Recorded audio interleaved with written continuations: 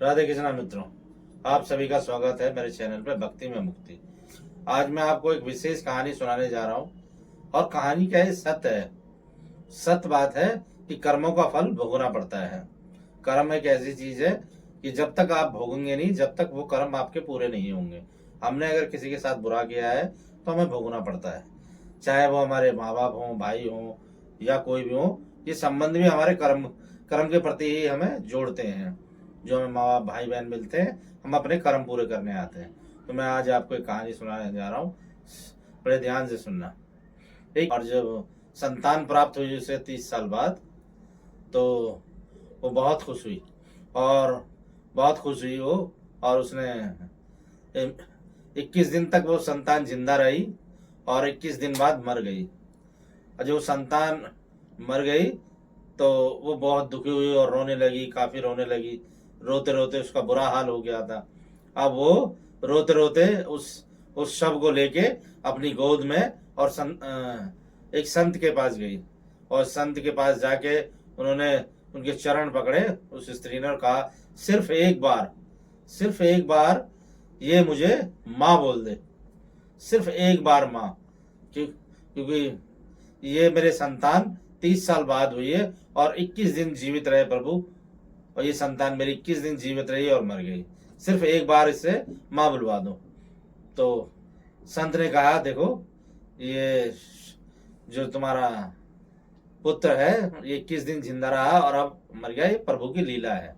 और आपका कुछ कर्म होंगे या जो भी हैं वो उसी प्रकार से हैं।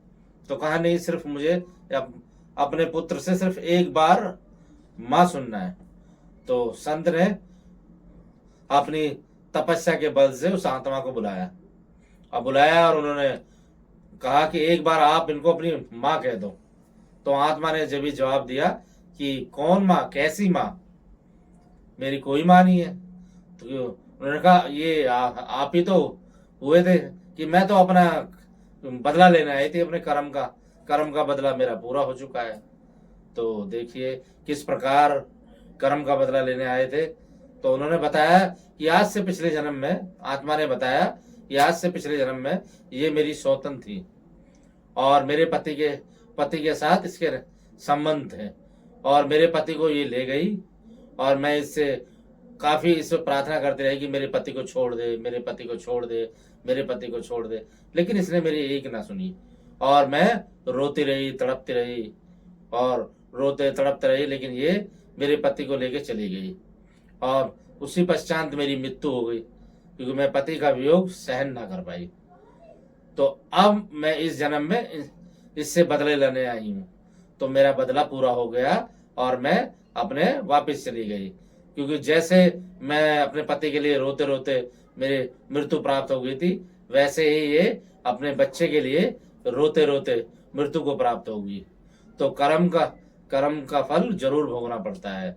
तो ऐसे आत्मा ने कहा और आत्मा चली गई। तो देखो मित्रों, भगवान की लीला है, कहाँ कर्म कैसे पूरे होते हैं, कैसे नहीं होते, किसके द्वारा पूरे होते हैं ये कर्म। इसलिए अच्छे कर्म करें और हमेशा ध्यान रखें कि कोई आपसे बुरा कर्म ना हो जाए। और जो भी हमारे भाई बहन जो भी हैं, ये भी हमारे कर्म के द्वारा ही मिलते हैं। किसी से हमें लेना होता है, किसी को हमें देना होता है।